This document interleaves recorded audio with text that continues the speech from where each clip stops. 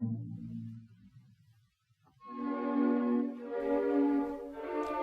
el vídeo Israel, ojo por ojo, de este mismo canal, ya se abordó el proceso histórico que llevó a la constitución de un Estado judío en 1948.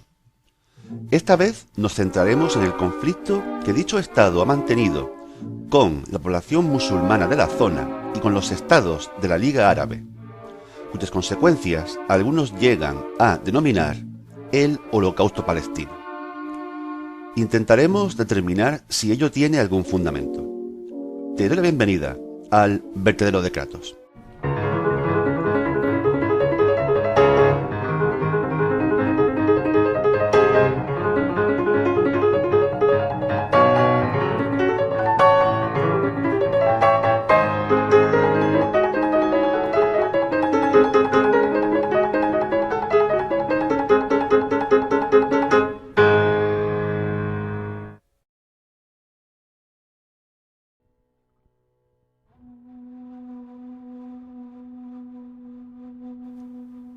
El mandato británico de Palestina, establecido en 1920 por la Sociedad de Naciones, era un hervidero de tensión entre los habitantes de los asentamientos judíos y la población musulmana, establecida allí desde hacía siglos.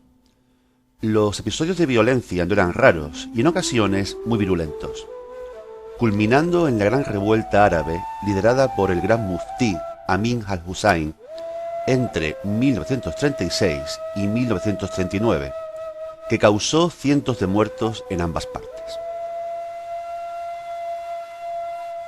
La inmigración judía no había hecho sino incrementarse desde inicios del siglo, y aumentaría aún más con la ola de refugiados judíos procedentes de Europa antes, durante y después de la Segunda Guerra Mundial, que no pararía pese a los esfuerzos de los británicos por contenerla. Estos, de hecho, estuvieron muy contentos de ceder la responsabilidad del conflicto a las Naciones Unidas y salir de aquella fuente de problemas. La decisión de la ONU fue dividir el territorio en dos partes, una para la población judía y otra para la musulmana. La mayor parte de los judíos de Palestina celebró la decisión, pero el grueso del mundo árabe la rechazó de plano. La violencia aumentó aún más si cabe, alcanzando ya cotas de guerra civil, y el 14 de mayo de 1948, una vez concluida la retirada británica, David Ben-Gurión proclamó en Tel Aviv la creación del Estado de Israel, que apenas nacido fue invadido por tropas de Egipto, Siria, Transjordania, Irak y Líbano. Esta primera guerra árabe-israelí duró 14 meses, y para cuando se alcanzó un alto el fuego, Israel había incrementado su territorio en un 50%, lo cual provocó que más de 700.000 musulmanes fueran expulsados de sus hogares. La respuesta del mundo árabe fue expulsar a más de 800.000 judíos de diferentes países. De estos judíos expulsados, la mayor parte emigró a Europa y Estados Unidos, pero un buen porcentaje acabó viviendo en Israel. En las siguientes décadas estallaron más conflictos armados entre Israel y estados musulmanes del entorno, sin que en los periodos de entreguerras haya existido una auténtica paz, sino una tensión continua, salpicada de episodios de violencia, llevados a cabo por ambas partes en interminables represalias. La Guerra de Suez de 1956 y la Guerra de los 6 Días de 1967 tuvieron como origen disputas entre Egipto e Israel por el uso del Canal de Suez. Al final de la segunda de ellas, Israel había ocupado la Franja de Gaza, Cisjordania y los Altos del Golán, zonas que aún retiene a día de hoy, y la península del Sinaí, devuelta posteriormente a Egipto. Estas guerras causaron una segunda oleada de refugiados palestinos, más de 300.000, que se afincaron en países limítrofes, así como el surgimiento de grupos organizados de combatientes palestinos contra el Estado de Israel, siendo el más famoso e influyente en su día la OLP de Yasser Arafat, fundada con el apoyo de la Liga Árabe. ¿Combatientes palestinos? ¿Contra qué? Pues contra un Estado que instauró la ley marcial en los territorios que ocupó y que empezó una política de asentamientos judíos en esos territorios, contraviniendo la Cuarta Convención de Ginebra, que prohíbe el traslado de población civil de un país ocupante a otro ocupado. Egipcios y sirios trataron de recuperar los territorios ocupados en la guerra del Yom Kippur en 1973, sin éxito. La crisis del petróleo de ese año tuvo su origen en el embargo de crudo al que los países árabes sometieron a aquellos estados que apoyaban a Israel. La ONU medió en un acuerdo que llevó a un alto el fuego y que inició un proceso de distensión entre Egipto e Israel que culminó en los acuerdos de Camp David. A causa de esto, Egipto fue expulsado de la Liga Árabe y el presidente egipcio, Anwar el-Sadat, moriría a manos de uno de sus escoltas, siendo tenido por traidor. Pero ya a aquellas alturas, la unidad del mundo árabe estaba más que en cuestión. En Jordania había estallado en 1970 un violento conflicto entre la OLP y el rey Hussein, que se conoció como el Septiembre Negro. La OLP fue forzada a salir de Jordania y estableció sus bases en Líbano, desde donde siguió hostigando a Israel, cosa que no había dejado de hacer desde su formación. La primera intervención de Israel en Líbano para atacar posiciones de combatientes palestinos fue en 1978. No fue una invasión a gran escala, y tras retirarse, los israelíes dejaron una franja de seguridad en la frontera a cargo de las milicias de sus aliados cristianos menoritas. En 1982, sin embargo, Israel llevó a cabo una operación mucho mayor que penetró profundamente en el país y que incluso llevó a ocupar la capital, Beirut, tras un violento asedio. Los israelíes permitieron entonces que las milicias cristianas libanesas entraran en los campamentos de refugiados palestinos de Sabra y Chatila, donde mataron a más de 3.000 personas en represalia por la muerte del presidente Basir Gemayel, junto a otra veintena de personas en la explosión de una bomba. La guerra del Líbano fue desastrosa para el país y un goteo de bajas para las tropas israelíes, a causa de los ataques sobre todo de la milicia chiita libanesa Hezbollah. La presencia israelí en el sur del Líbano duró hasta el año 2000, pero en 2006 volvió a desencadenarse la guerra entre Israel y los chiitas libaneses de Hezbollah, por nuevos choques en la frontera.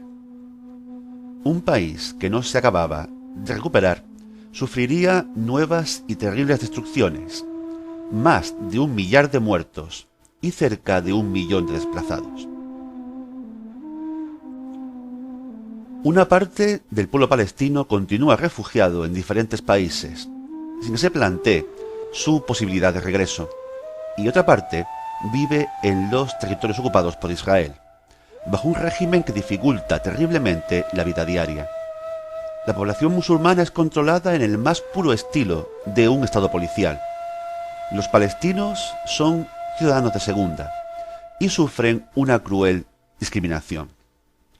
Valgan algunos datos.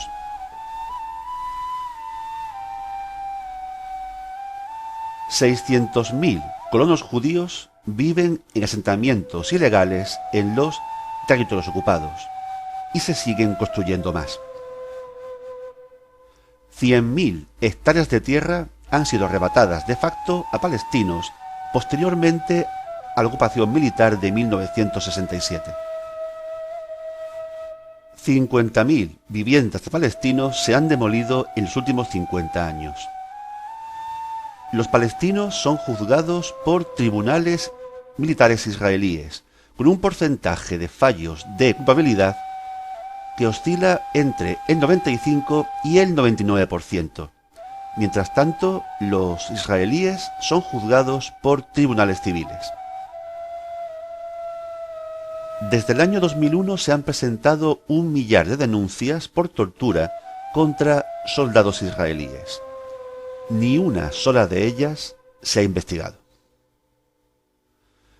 Casi 5 millones de palestinos sufren restricciones de movilidad a diario, entorpecidos por los constantes controles del ejército israelí. Ello dificulta la vida social, económica, académica, vuelve la vida casi imposible. El consumo medio de agua de la población israelí cuadruplica la de la población palestina. En la Franja de Gaza es aún más sangrante. El 96% del agua no es apta para el consumo humano. Con este clima, no es raro que hayan surgido diferentes rebeliones populares entre los palestinos, las intifadas. Y no hay perspectivas de que esto vaya a cambiar.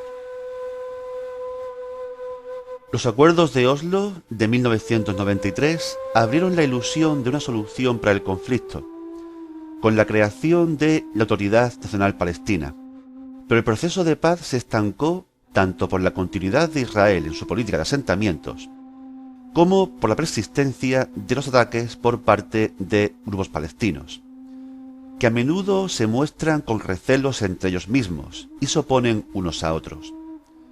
Mientras que en el campo israelí las acciones gubernamentales han estado bajo el control de la derecha sionista, firme defensora del dominio absoluto de Israel sobre todos los territorios ocupados. Ello tiene un fuerte respaldo popular, lo cual no quiere decir que no existan también detractores. Viendo el modo cruel en que el Estado de Israel trata a los palestinos, es inevitable pensar que el objetivo pueda ser estrangularlos lentamente, hasta que desaparezcan o se vayan, lo cual despierta ecos de otro lento estrangulamiento similar habido en Alemania en los años 30 contra los judíos por parte de los nazis, mediante acoso, boicot y mediante las leyes de Nuremberg.